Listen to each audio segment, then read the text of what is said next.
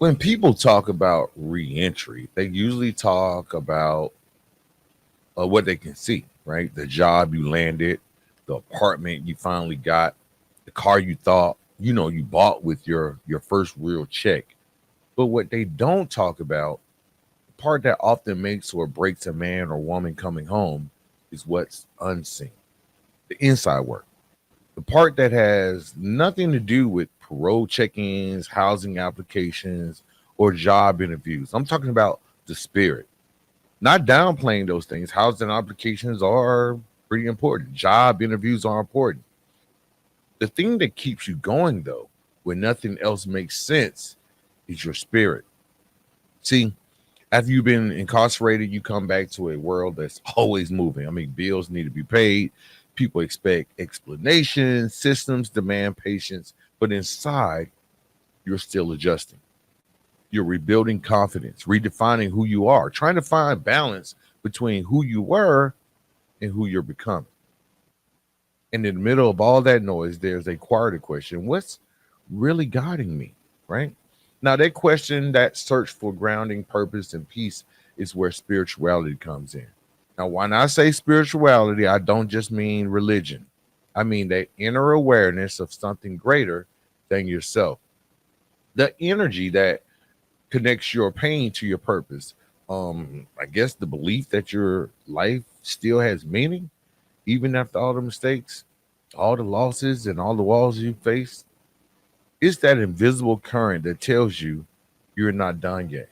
That's what we're going to explore today on the Conviction Fiction. Please stay tuned. My name is Antoine Rivers, and you know that we're changing the narrative.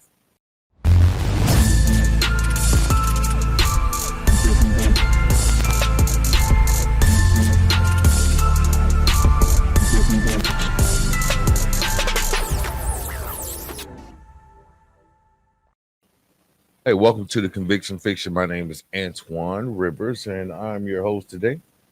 And every week, yes, I'm your host because I have guest people on here. But of late, been doing it solo. So if you have a successful story of reentry to tell, whether you're in business or whether you've, in the community, or if you're just a good person, you want to talk about your walk and the struggles and some of the things that you have done to overcome the stigma of incarceration, please reach out to us over at the Conviction Fiction.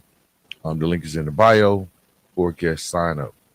Now, during my time inside, I met people from all walks of faith. I mean, there were Christians, Muslims, Buddhists, Hindus, and those who didn't follow any structural religion but still believe in something sacred. Now, you could feel the difference in them. It wasn't about how often they prayed or quoted scripture. It was about, I guess, the calm that they carried. They weren't just surviving time, they were transforming through it. And that's what, this show is about, like that transformation that I saw from all of those different individuals, because spirituality, in whatever form it takes, gives you the tools to do just that. It helps you see beyond the circumstance and reach for something deeper. It can come through the Bible. Maybe it can, just through meditation, through fasting, or through service, or just through simple gratitude. The act of saying, I woke up today and that's enough. And what I've learned through my own journey is that reentry is more than physical freedom. You can be out here walking around every day and still feel like you're locked up inside, whether it's anger, guilt, pride, or fear. All right. Real freedom starts when your spirit gets released, right? And that's a process you have to commit to, just like you committed to change. So in this episode, I'm going to walk you or explore how spirituality through Christianity, Buddhism, Islam, and even Hinduism can help build the foundation for a successful second chance. Now, each of these faiths offer something unique, but they all point toward the same truth. Peace doesn't come from outside, it comes from within. Now, whether your path involves prayer, meditation, community, or just quiet reflection, the goal is the same: to connect with the part of you that believes again, find meaning in that struggle, and discover the lessons in the laws and walk forward to something unshakable that's inside of you. Now, because here's the truth, man, you can't rebuild your life if your spirit is still broken, man. You can't rebuild your life if your spirit is still broken. But when you heal from the inside out, when you feed your faith, whatever that faith looks like, you don't just re-enter society, you re-enter yourself. A lot of the self-help programs that I've been through, they promote a higher power. No matter what that higher power may be, it's just a higher power. So we're going to take a look at this journey together. We're going to talk about that sacred path that leads not just to freedom, but to peace. All right. So the first one up, I mean, it's the one that most of us pretty much know about, is Christianity. And when I think about Christianity, I think about redemption, not just in the big dramatic sense, but in the small daily way it plays out in your heart. See, for a lot of us who grew up in the South, I'm from Atlanta, everyone knows that. I'm Atlanta, GA, right over. You know, Christianity was all around us in the South. Yeah, Sunday mornings. That meant like putting on your best dressed clothes and fried chicken after service. Even if we didn't fully understand the message, this was what we did. We knew the songs before we knew the meaning. We heard the preachers talk about grace, but life, especially street life, it taught us something else. That grace had to be earned, that love had to be proven, and that worth had to be shown. Now, it wasn't until prison that many of us started hearing those words differently.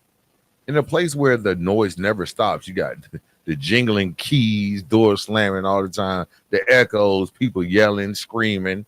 Somehow the message of quiet redemption kind of finds you.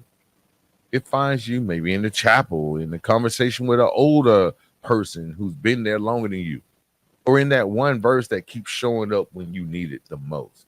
Now, for me, one of those verses was 2 Corinthians 5:17, where it says, therefore, if anyone is in Christ, he is a new creation. The old is gone, new has come. You know the story. I used to read that and think, could that really be me? Like, could someone who's done what I've done ever truly be new? Like leaving my kids out there, like not being a good son to my for my parents, not being a good father to my, not being a great husband. There's someone who's done what I've ever like done ever truly be new. I pretty much abandoned everybody because of my selfish choices. And the answer that came to me over time was, yeah, I could do that, but it's a process, not a moment. See, Christianity isn't about perfection, it's about transformation. It's about the understanding that grace isn't a one-time deal. It's renewed every morning. The same breath that fills your lung every morning gives you a chance. Okay. So that's the thing about, here's the thing. In prison, faith becomes practical. It's not about denominations or fancy churches. It's about finding light in the most darkest of places. Man, I saw men holding Bible studies with pages missing. I saw others pray not for freedom, but just for inner peace. And that's when I understood the real power of belief. It's not about what's happening around you, it's about what's happening within you. And when I came home, I realized that that same faith that sustained me inside had to sustain me outside.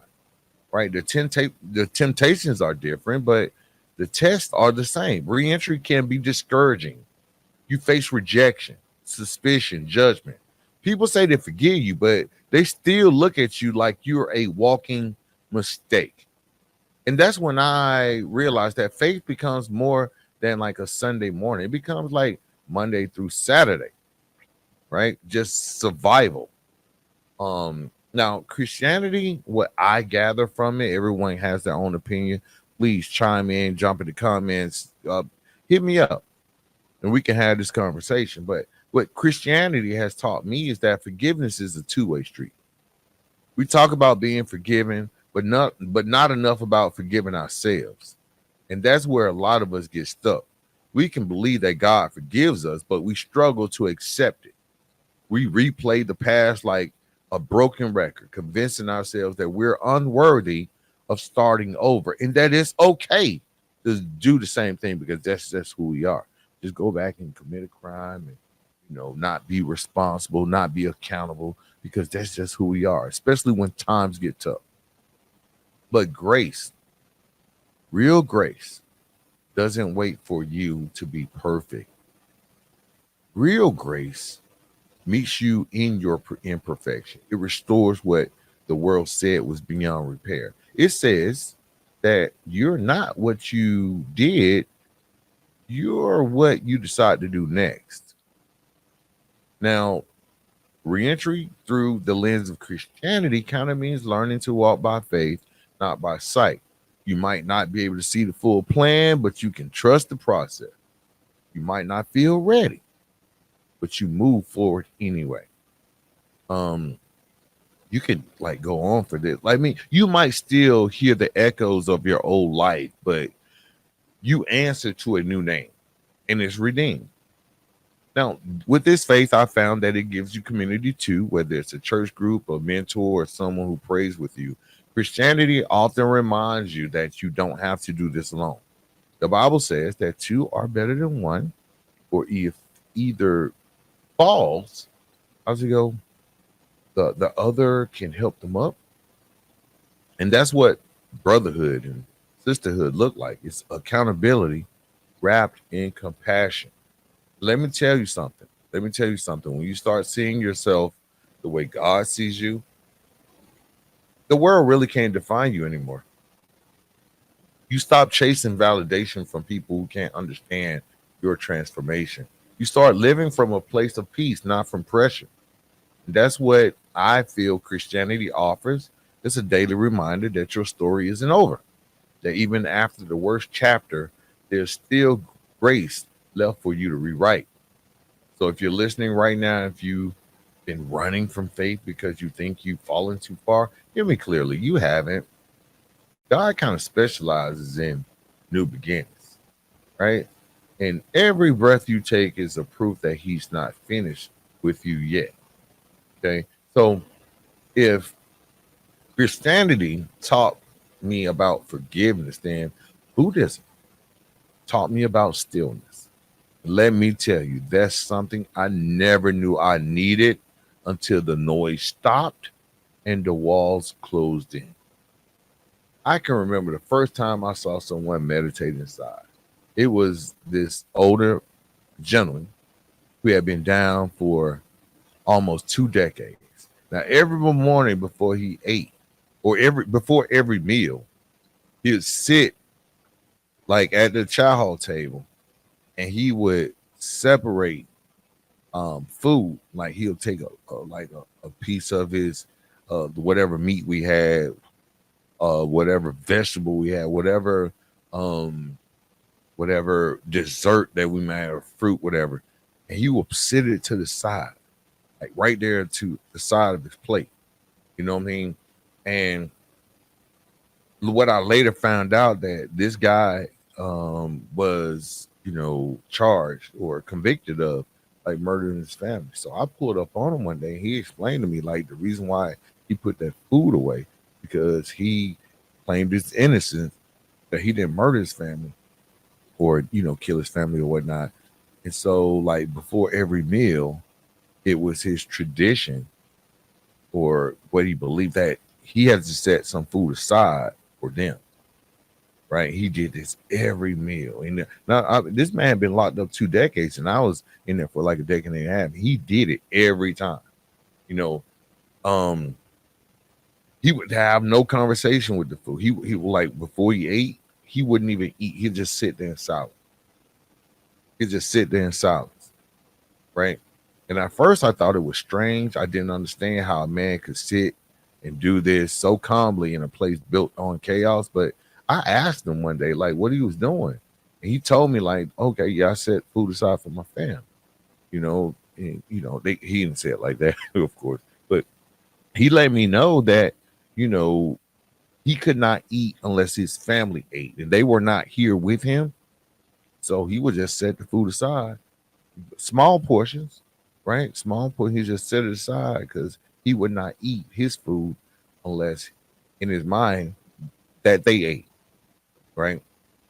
And that stuck with me. And that's the essence of Buddhism, understanding the mind, not controlling everything around you, but mastering what's within you. Now, Buddhism teaches that suffering is a part of life, but it also teaches that we cause a lot of that suffering ourselves through attachment, through craving, through fighting reality instead of accepting it. Think about how much energy we waste replaying the past or worry about the future. In reentry, that's one of the hardest things, learning to live right now, right? The bills, the job search, the stigma, the pressure. It's easy to let your mind become your new prison. But Buddhism says, be here, right here, this breath, this moment, because this is the only place peace exists. Now, the Four Noble Truths, that's a tenet in the Buddhism religion, is that it lays it out pretty simply like life has suffering. That's the first one. Suffering has a cause. That's number two. There's a way to end that suffering. And lastly, the way is through mindful living. It's called the Eightfold Path. Now, I'm not here to preach the doctrine, but here's real wisdom in that because I tried to study it. I studied religion just to figure out like which way is best for me. Because if you grew up in the South or if you grew up with your parents giving you religion, then your religion or your spirituality should be tested. It should be tested. If your spirituality hasn't been tested, then you might not own spirituality. You might not have what you think you have. Okay. Um, so the whole idea isn't to escape pain, but to see life differently. So to ask, what is the moment trying to teach me instead of why is this happening to me are two different statements, right? What is the moment trying to teach me instead of why is this happening to me? Right? You kind of take control of the situation then. Inside, I started experimenting with that same stillness. I sit quietly on my bunk at the lights out, no TV, no conversation, just breathing. And at first, I thought my mind was just loud, bro. Like thoughts, regrets, flashes of anger, what these folks doing, what they not doing. Everything came rushing in. But over time, the storm started to settle. That's what meditation does. It doesn't erase your thoughts, but it helps you see them for what they are. They're very much temporary. And that skill, that awareness becomes powerful once you come home because freedom brings new triggers. You'll face disrespect, you'll face rejection. And from what I got from the guests that I have on this show is that pressure, those tests, they try your patience. They test you, they test everything about you and your patience. But mindfulness gives you a pause. That sacred space between impulse and reaction, it's in that space that growth lives. That's where it lives. So I've learned that peace isn't something you chase. It's something that you practice every day. And every time you choose to react out with anger, every time you sit with discomfort instead of running from it, every time you breathe before you speak, that's mindfulness and liberation. Now you can apply this anywhere in the car before a job interview, standing in line at probation, even during those nights when your mind starts whispering old habits. Just stop, breathe, and remind yourself, I am not my thoughts. I am the awareness behind them. Now, one of the interesting things that I found after reading some of the sacred texts of the Buddha, he said, peace comes from within. Do not seek it without. And that's kind of especially true for anyone rebuilding their life because society would tell you that peace comes from money, approval, or status. But Buddha, he kind of flipped that idea on his head. He was like, peace is your natural state. You just forgot how to access that peace. So when you reconnect with that inner calm, you stop being a victim of circumstance. You start becoming a student of life, and every setback becomes a lesson in patience. Every rejection becomes an opportunity for growth. And every moment, even the painful ones, even the dark ones, they become a chance to wake up to yourself. So whether you call it meditation, prayer, or just sitting in silence, don't underestimate the power of just being still. The world around you may still be chaotic, but when your mind becomes quiet, even a storm can sound like peace. That's what Buddhism has taught me. Even I'm a Christian by faith, but I respect the other religions. I respect what they do because that freedom doesn't begin when the gates open. It begins when the mind stops fighting itself. Okay. Now I'm gonna go over into the one of the other ones that it because the Buddhism taught me to be quiet my mind, but then just looking at Islam, it taught me to train my mind. Discipline. That's the word that comes to mind when I think of this faith, right? Structure, intention, consistency. Now, naturally, many of us believe that Islam is the natural religion, right? If you have structure, intention, and consistency, you're bound to be a successful person. You're bound to make waves in life. When I was inside, some of the most peaceful men I met were Muslim. You can see it in their rhythm, the way their day was ordered around prayer, right? No matter what chaos surrounded them, they made time for that moment of connection with their higher power. 5 times a day, every single day. It wasn't forced. It wasn't for show. It was devotion. Okay. Now, at first, I didn't understand it. I mean, the precision, the fasting, the washing before prayer. But then I realized all of it was practice. Training the body to serve the spirit. Islam isn't a religion, it's a way of structuring your life so that even the smallest act carries meaning. Now, the word Islam itself means submission, not in a weak sense, but in a powerful one. Submitting your will to something higher. Now, to me, that's one of the hardest things for people coming home. Just surrendering the illusion of control. Inside, control is survival. Every move, every glance, every word calculated. Out here, that same mindset can block your peace. Islam teaches that surrender is not giving up, it's lining up, it's getting in line, it's aligning your life with a purpose. So, one of the most beautiful practices is in Islam is salat. The ritual prayer performed 5 times a day, right? It's a constant reminder to stop, breathe, return to the center.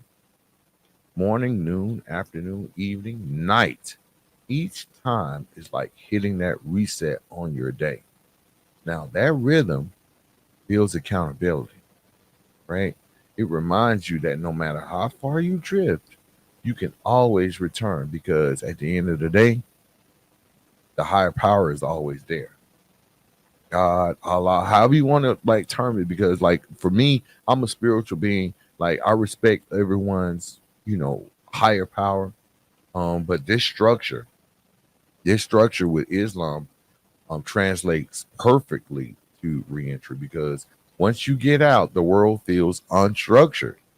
No one's telling you what to wake up or what to do.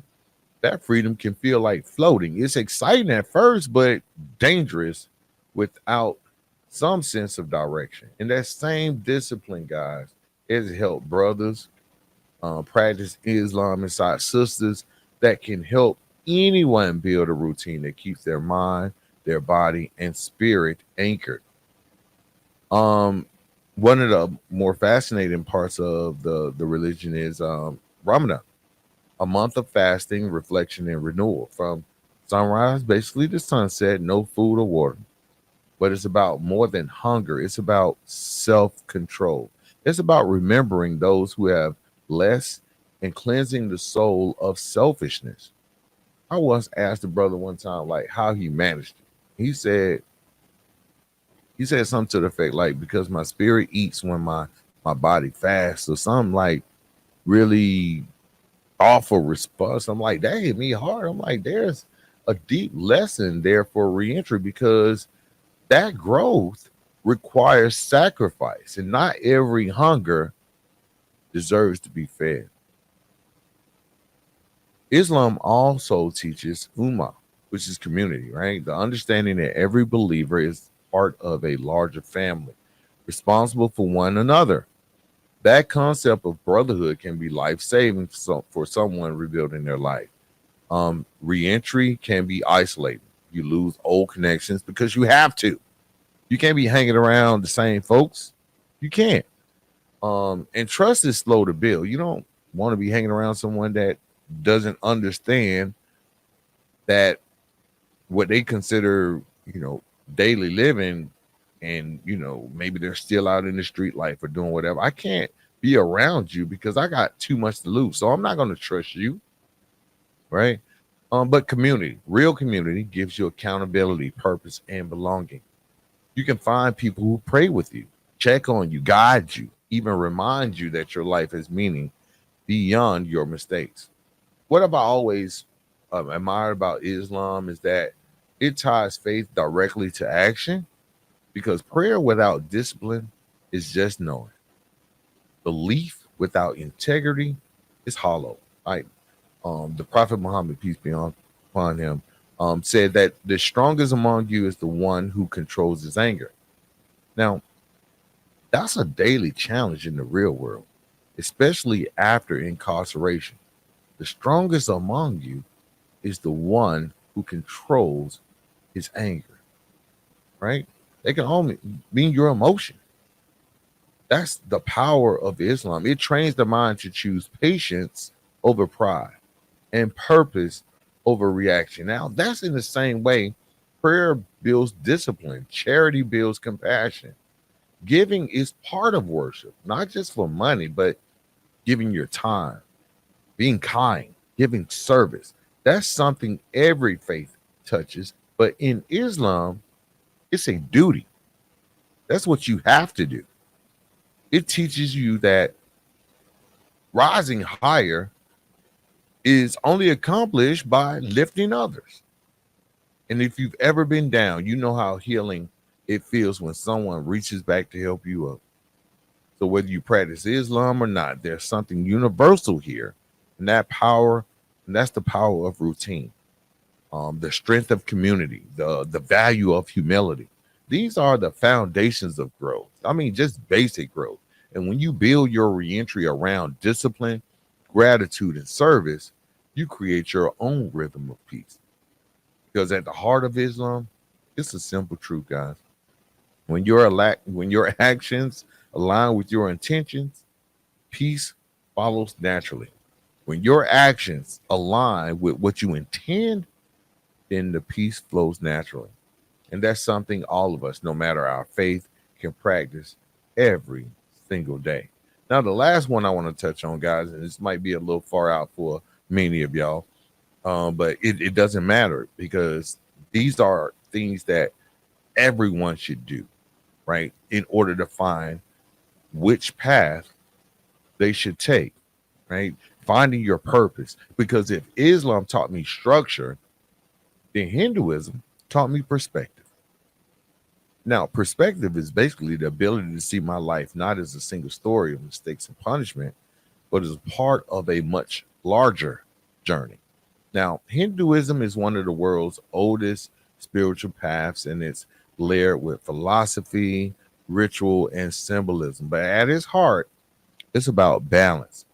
It's about the idea that everything in the universe, from the stars above to the thoughts in your mind, are connected through divine energy.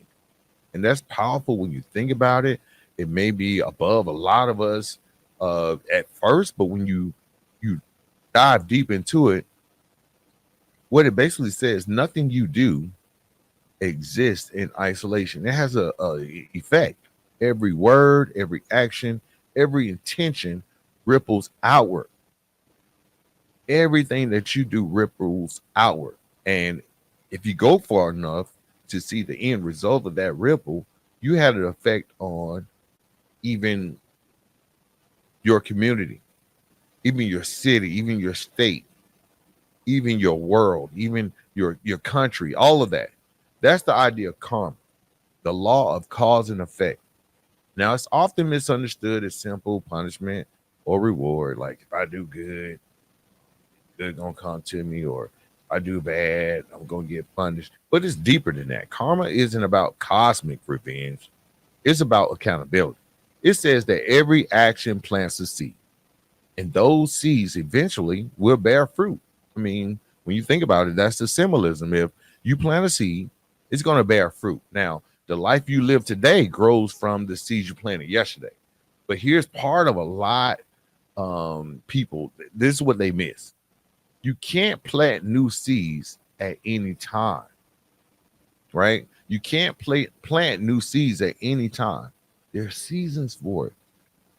You have to plant the proper seed in the proper season. When I started understanding that, I realized that change isn't about escaping my past, right? It's about taking responsibility for it and growing something better from it. That's redemption through awareness. For anyone re-entering society, and for those people that have been on the show that have re-entered the society, um, that truth always hits home. You can't undo what's been done, but you can choose to do what you do next. You can't erase your record, but you can rewrite your reputation.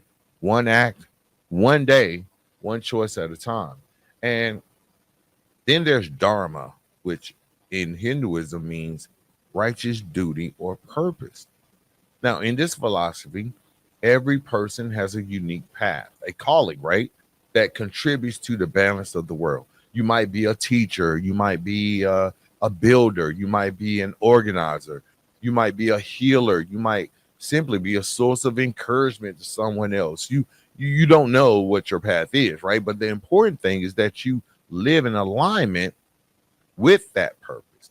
You have to live in alignment with that purpose. And for me, I found that my dharma is in storytelling, right? I use my voice to help others see that transformation is possible, that you can change, that you can rewrite your narrative, that you can uplift. For someone else, it might be raising their kids with patience and love.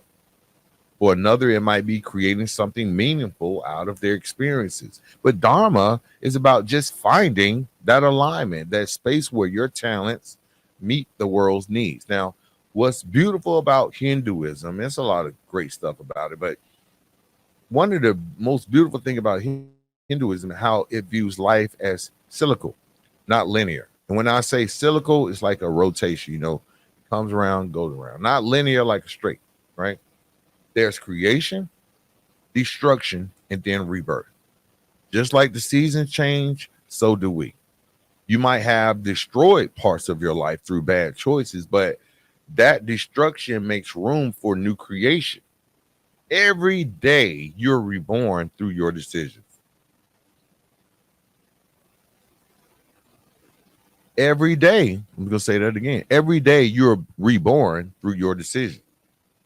Every morning you get a new chance to live closer to your purpose. So when I came home, guys, I always bring that back to like me, because that's not only I don't think my experience is no different from anyone else that ever got out, bro. Like I really don't think that we all face the same challenges. We got to maybe reconnect with family. Maybe we got to start over again. When we got to, we ain't got a pot to piss in, a window to throw out of, right? So I think, and then some people will have, because I had some aspects of my life that were taken care of. Like, I had a plan. So when I came home, I had to face truths head on, right? The past doesn't disappear, but it doesn't have to define you either.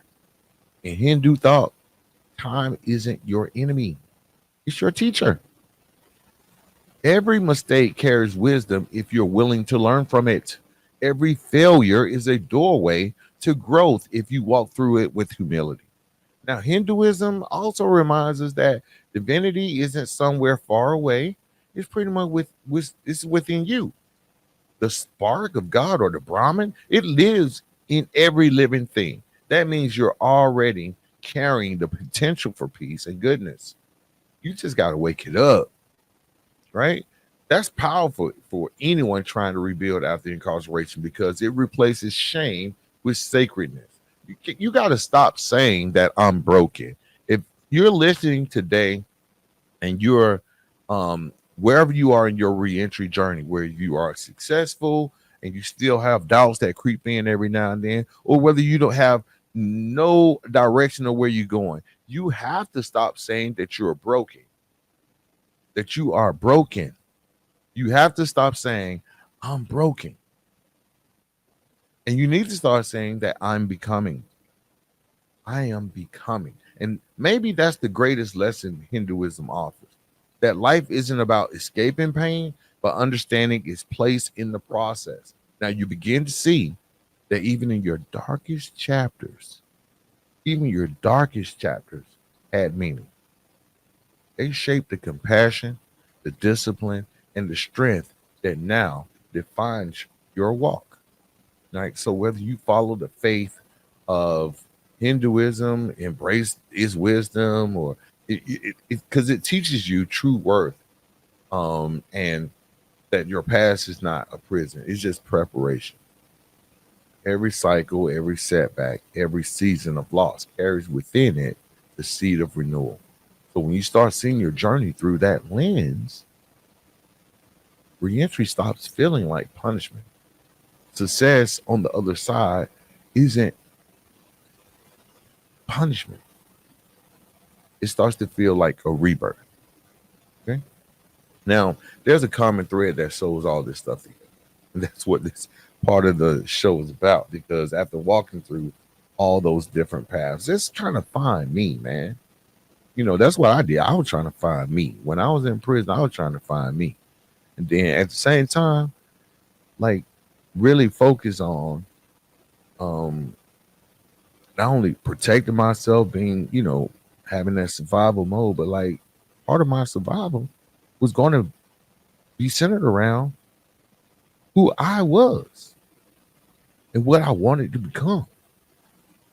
Now, I've walked these different paths: Christianity, Buddhism, Islam, and Hinduism. And it's really not important to tell you what I follow now. It's really not important because I do believe in a higher power, right? And what strikes me, through Christianity, Buddhism, Islam, and Hinduism is not how different they are, but how deeply connected they are. Now, each one speaks a different spiritual language. They all point toward the same universal truth, that peace comes from within. Now, Christianity teaches redemption and forgiveness, the idea that grace can rebuild what guilt has broken. Buddhism, on the other hand, it teaches awareness, that the art of understanding your own mind is very important so you can rise above suffering. Now, Islam teaches like the discipline part of it, a steady rhythm of devotion that turns chaos into order. Again, peace. Turning chaos into order is finding peace, right? In Buddhism, if you can rise above your suffering, you are rising to peace. And even in Hinduism, it teaches purpose, that everything in your life, even the painful parts, serves a role in your evolution. So it gets you to understand that even when shit wasn't going right or something was painful, that it was serving a part in the evolution of your spirit. Different paths, one destination, and that's inner peace. Now, coming home, I didn't have the peace right away. Let's just be honest. I thought freedom would automatically fix everything, but freedom without direction can feel just as heavy as confinement. The noise of the world will be loud. You can talk or listen to some of the past shows of the Conviction Fiction. Some of the more successful people on here, they will tell you that the expectations, the looks, the self-doubt, the invisible barriers that remind your past is still following you. They all had that. And they all had to find something inside of them that couldn't be taken away. And that's common thread with spirituality. It became More than a belief, it became survival. Now, religion might show you in the door, but spirituality teaches you how to walk through it. Now, it's the daily practice, guys. I guess this is what I'm saying. It's the daily practice of checking your attitude, man, checking your gratitude, your intentions. It's learning to see the divine in every breath that you take, not just in a building, bro. Right?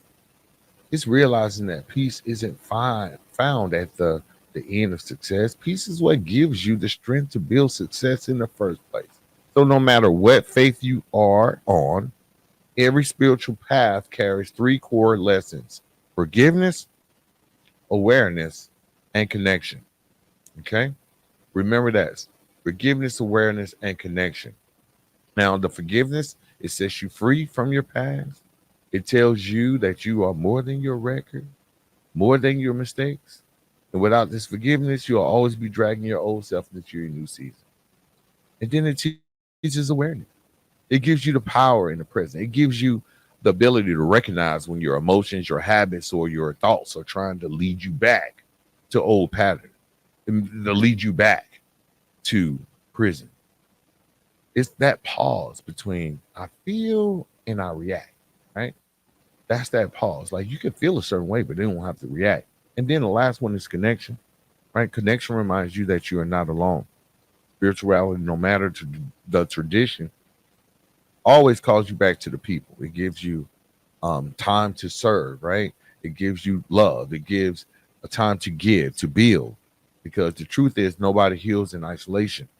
You're going to start your journey alone, but you're going to stay strong through your community. It brings all that together. It's what keeps your integrity. It's what turns success into service. Because once your heart finds peace, people, you naturally want to help others find it too. I've met people on this show. I met people in life, brothers and sisters who walk very different spiritual paths. One carries a cross, another one got prayer beads, another one meditates in silence, another one studies scripture from a completely different tradition, but they all share that same glow, that same calm when it comes to stop fighting the world and start working on yourself. And that's the goal of reentry, right? Not just from surviving on the outside, but thriving from within. So when you have that spiritual foundation, I'm good because we've been talking about this, but just walking that sacred path, man, is something else. And if you made it this far in this episode, you want to take a deep breath because seriously, right now, just inhale and exhale. That's life moving through you, fam. That's grace. That's energy. That's divine connection. So whatever you choose to call it, that breath means you still have purpose left in this world. Now, this journey we've been walking together through whatever sect or religion you want to call it, it's more than a study of faith. It's a roadmap for transformation. It's a reminder that spiritual work is the foundation beneath every second chance. You can have a new idea. You can finally get that new job or a new apartment. But until you have a new spirit, the old life can still find its way back to you. Spirituality is that internal compass that points north when life spins you around. Okay. So um let's move forward. Like as you move forward, if you're fresh out or you years into your reentry, keep your spirit at the center. Build your routines around it and let faith shape your focus, guys. Let stillness shape your strength.